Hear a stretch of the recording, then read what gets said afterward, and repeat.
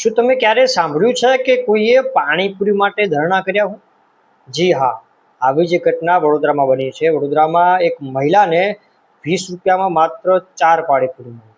6ની જગ્યાએ 4 પાણીપુરી મળતા મહિલા રસ્તા ઉપર જ ધરણા પર બેસી ગઈ.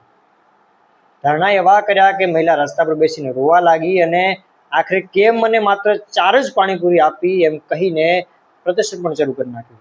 સમગ્ર મામલે પોલીસને વચ્ચે આવવું પડ્યું. પોલીસે એ મહિલાને સમજાવીને મામલો થાળે પાડ્યો. આ મહિલા માત્ર 4 પાણીપુરી મળી તો એમાં રોવા બેસી ગઈ, ધરણા પર બેસી ગઈ અને 6 પાણીપુરી આપો એવી માંગણી કરવા લાગી. જોકે વાત તો એની સાચી છે. 20 રૂપિયામાં માત્ર જો 6 પાણીપુરી આવતી હોય તો એને 4 કેમ આપી? એને 6 આપવી જ જોઈએ. એટલા માટે મહિલા ધરણા પર બેસી ગઈ. જોકે પોલીસે વચ્ચે આવી મામલો થાળે પાડ્યો. એ રાલીવાળાને હટાવ્યો ત્યાંથી અને મહિલાને પાણીપુરી અપાવી. આખરે ત્યારે મામલો થાળે પડ્યો. શું તમે ક્યારે આવા ધરણા કર્યા છે?